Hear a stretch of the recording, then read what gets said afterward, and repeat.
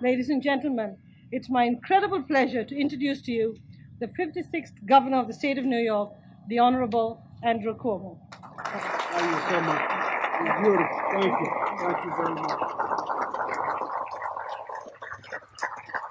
Thank you. Thank you very much. Wow, isn't this great today, isn't it? Couldn't be any better. First, to Indra Nooyi, let's give her a big round of applause for her leadership.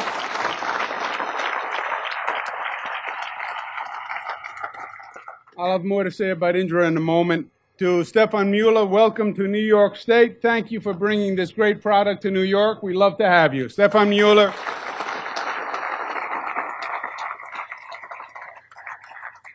The whole team who you heard from, Heiner Kamps and Dr. Khan, congratulations. Sam Latif, congratulations. Congratulations to all of you.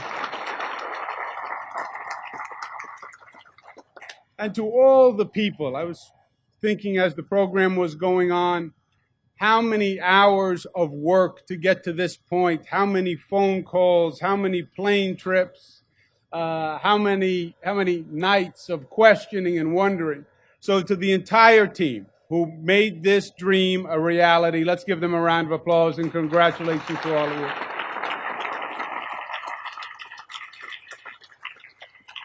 I have my colleagues here today from the state side, Senator Rosenhofer and Assemblyman Hawley.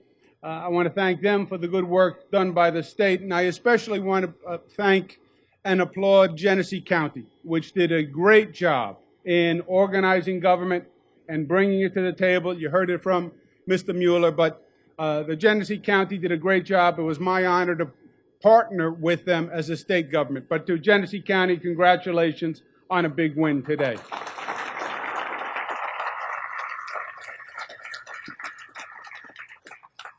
And listening to Indra speak, this comes full circle for me. Before I was governor, I was Attorney General, as many of you know.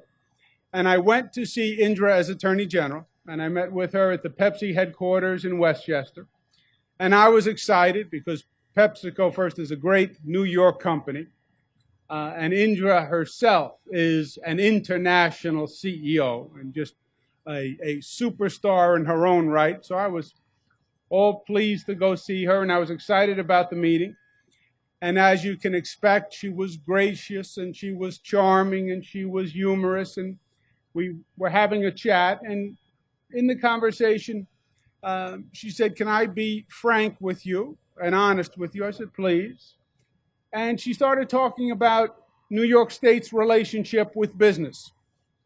And let's just say that her suggestion was nicely put and kind and a little humor at the appropriate places, that New York could be a more business-friendly state. It's fair to say that's what she was saying.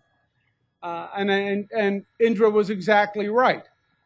I would like to say it was the first time I heard that point made. Actually, I'd heard that point made time and time again for years. Before I was Attorney General, I was the Housing and Urban Development Secretary in the federal government under Clinton, primarily in charge of economic development. And I did economic development all across the country. And I would talk to business leaders putting together a plant in Texas or in California or Oklahoma or wherever we were. And I would say to them, "Well, did you consider New York?" And their initial point would be New York. New York had this anti-business reputation. And that reputation and that perception in and of itself is a problem. Whether or not it's a reality is a second story. The perception was damning.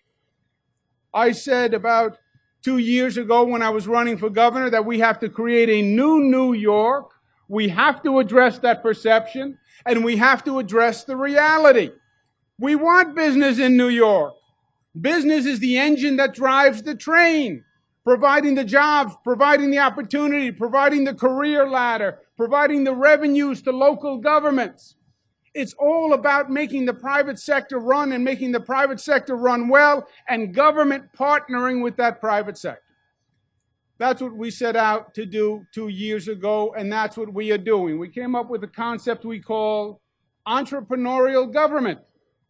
People said, "Well, that's an oxymoron, entrepreneurial government." It doesn't have to be. Government should think as an entrepreneur and should assist and partner with entrepreneurs. Entrepreneurial government has two steps. First, do no harm. Reduce the barriers, reduce the obstacles. It can't be that New York is the tax capital of the nation. So we went about getting our fiscal house in order. We balanced two budgets, did that in partnership with my colleagues in the legislature. We reduced taxes for the middle class from $30,000 to $300,000 income. The tax rate on the middle class is the lowest it's been in 58 years in the state of New York. That's the tax rate in New York. So we're changing the reality and we're changing the perception, and entrepreneurial government creating opportunities. Now, yogurt is, I believe, a great commercial product, and I believe the people you see with this business enterprise are going to do very, very well. And all the studies say that, and all the trend lines say that. And I love yogurt, and I'm going to eat more than my share of yogurt, I promise you. It's healthy, it's good, it's a great product. But from a parochial point of view, we also have our own business interest in seeing yogurt do well, because this state has made a significant investment of time, energy, and resources in yogurt. So we believe in the yogurt story, and we've invested in the yogurt story. And it is a big, big business here in the state of New York.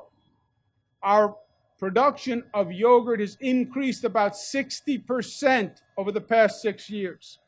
500 million pounds of yogurt. We now have 49 yogurt plants in the state of New York. So we take it very, very seriously, and we want to see it do well. And we're not just going to be a passive partner, we want you to know. We're going to be an active partner. An entrepreneurial government means, how can government help? Beyond just do no harm. How can we actively help? And how can we make the relationship between the yogurt producers and the dairy industry work well? We're making so much yogurt that we have to make sure we have the milk supply to keep up with the yogurt production. Because when you're increasing the yogurt production that quickly, you have to also increase the dairy supply. So the state has a very active role.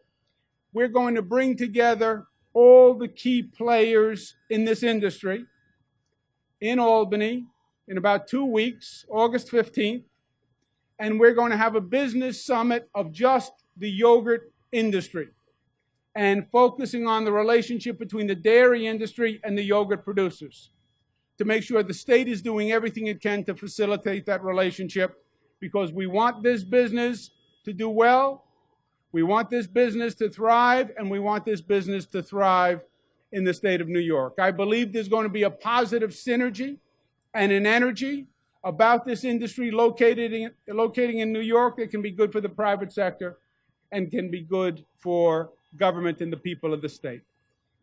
Last point is just seeing today, with the sun shining, with this construction ahead of schedule, with this beautiful, massive facility behind us, an international partnership. I didn't think of Indra before today as Mama Pepsi. I don't know that I can get my head around that right now, Indra, but the marriage of Mueller and Pepsi, a big company from the United States, international corporation, and the Mueller family, it has all the elements. It really does have all the elements. And what made this state the greatest state in the nation and the place that we love so much is that no state ever had the energy that New York State had. No state had the optimism. No state had the aggressiveness. No state had the diversity. No state could dream this big as we dream in New York. That's what makes it special, and that's what's going to make it special once again. We wish you well, we congratulate you, we applaud you, and we welcome you to the state of New York. Thank you.